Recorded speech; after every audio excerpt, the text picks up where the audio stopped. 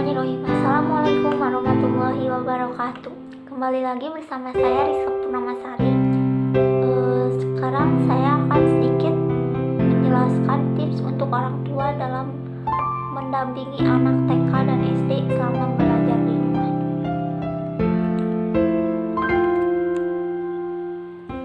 Selama masa pandemi COVID-19, sekitar 42 juta siswa taman kanak-kanak dan sekolah dasar di Indonesia diharuskan untuk mengikuti pembelajaran sekolah secara daring. Namun banyak orang tua yang belum mengetahui cara mengajar yang efektif bagi anaknya ketika harus belajar dari rumah. Survei Kementerian Pendidikan dan Kebudayaan atau Kemendikbud selama pandemi menunjukkan banyak orang tua siswa SD mengalami kebingungan karena minimnya koordinasi dengan guru. 31,5% responden sehingga kesulitan untuk terlibat dan memahami pembelajaran anaknya. Anak usia TK dan SD memerlukan pendampingan khusus orang tua selama belajar dari rumah. Studi dari Eropa menunjukkan bahwa anak-anak pada level TK dan awal SD khususnya memerlukan metode pendidikan khusus untuk membantu mereka menyerap ilmu serta membangun kemampuan kognitif dan motorik dasar. Saya akan memberikan beberapa tips agar orang tua bisa mendampingi anak yang masih TK dan SD untuk belajar dari rumah dengan lebih efektif dan menyenangkan. Kenali metode belajar anak yang paling ideal.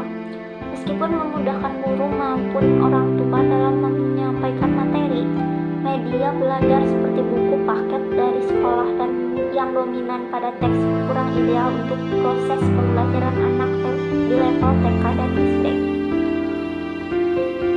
Suatu penelitian dari Amerika Serikat menemukan bahwa terlalu mengandalkan materi tekstual akan membuat anak usia remaja 12-15 tahun mudah bosan, tidak senang belajar dan tidak dapat menyerap materi yang baik. Efek kebosanan ini kemungkinan besar akan dirasakan juga anak usia TK hingga SD yang berusia di bawah 12 tahun. Oleh karena itu, orang tua harus bereksperimen dan mengidentifikasi metode belajar seperti apa yang paling disukai anaknya. Mereka bisa melakukan ini dengan mengamati daya tertangkap dan minat belajar anak ketika diajarkan dengan metode tertentu. Pertama, metode belajar visual merupakan gaya belajar yang dominan, menggunakan media gambar atau alat peraga yang berwarna seperti penggunaan animasi, video YouTube, atau aplikasi di ponsel dalam memaparkan materi. Gestur tubuh dan mimik wajah memberi materi yang dapat membantu anak yang suka dengan pembelajaran visual dalam memahami pelajaran.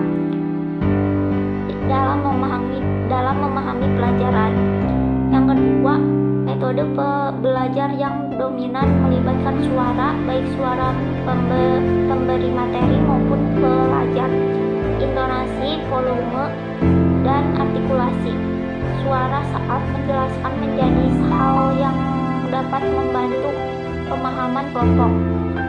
Anak yang suka dengan gaya belajar ini sangat perlu untuk membaca materi yang diberikan dengan suara sendiri agar dapat mengingat materi lebih mudah. Oleh karena orang tua dapat membantu mereka, misalnya dengan menceritakan kembali materi dalam bentuk dongeng atau cerita yang menarik. Yang ketiga, metode belajar yang secara dominan melibatkan gerak-gerak tubuh saat belajar. Kegiatan pembelajaran yang dikerjakan langsung seperti percobaan sederhana atau merakit benda akan sangat membantu anak yang suka dengan gaya belajar ini.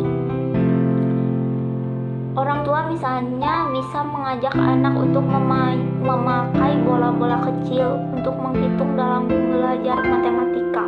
Anak-anak dalam kelompok ini tidak dapat hanya duduk diam dan perlu diajak aktif bergerak, melibatkan anggota tubuhnya ketika belajar.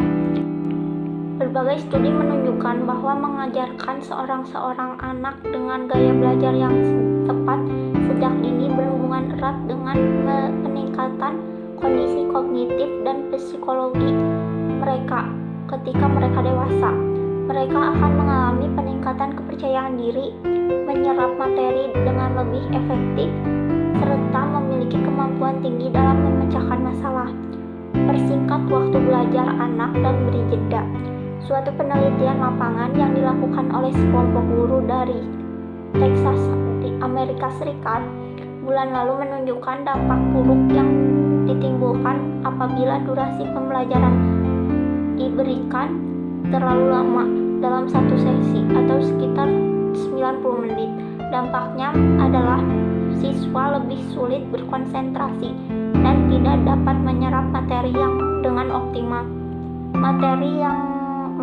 Mereka menjadi lebih mudah mengantuk, tidak dapat memahami materi baru yang diberikan, dan mudah bosan. Lebih lanjut, studi tersebut menemukan bahwa anak dengan jenjang TK hingga SD memiliki kemampuan untuk menyerap pelajaran secara maksimal bila dilakukan selama 15-20 menit. Bila banyak materi yang harus diajarkan, guru perlu memberikan waktu istirahat sekitar 10 menit atau lebih agar otak anak tidak kelelahan dan mencerna materi. Hal ini juga diperkuat dengan penelitian yang menunjukkan bahwa hipokampus, bagian otak yang berperan besar dalam pembelajaran dan ingatan, berfungsi lebih baik dalam membentuk ingatan jangka panjang apabila ada jeda pendek di antara dua sesi belajar. Selama jeda, orang tua dapat membebaskan maupun membimbing anaknya dalam melakukan senam sederhana atau permainan olahraga singkat. Minta anak jelaskan dengan bahasanya sendiri. Seringkali anak kesulitan menyerap materi pelajaran karena diajarkan dengan kosakata yang tidak mudah dipahami. Misalnya, berbagai konsep dalam buku teks pelajaran biologi seperti fotosintesis, metamorfosis, metabolisme, dan energi. Istilah yang umumnya dipakai oleh orang dewasa ini sulit dicerna anak. Padahal kosakata penjelasan yang paling mudah dipahami adalah kosakata yang umum dipakai dalam percakapan sehari-hari bagi anak. Misalnya, orang tua dapat melibatkan tokoh-tokoh kartun favorit anaknya dalam penjelasan suatu konsep pelajaran. Di akhir pelajaran, orang tua bisa meminta anaknya untuk menjelaskan ulang materi yang diberikan dengan bahasanya sendiri. Hal ini dapat membantu anak dalam memahami dan mengingat pelajaran yang baru saja diberikan. Teknik ini pun bisa dibiasakan untuk diterapkan pada anak sejak usia dini hingga jenjang pendidikan yang lebih tinggi.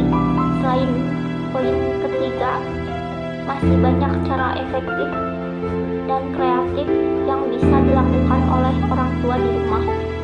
Misalnya, anak yang sudah mau mengikuti kegiatan belajar dengan baik perlu diberi apresiasi seperti makanan ringan kesukaannya, kesempatan bermain yang diminati anak, atau cukup dengan kata-kata semangat dan pujian.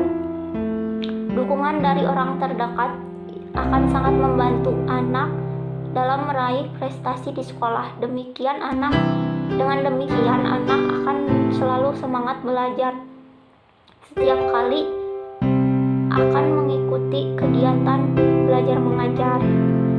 Sekian yang dapat saya sampaikan. Saya ucapkan terima kasih. Assalamualaikum warahmatullahi wabarakatuh.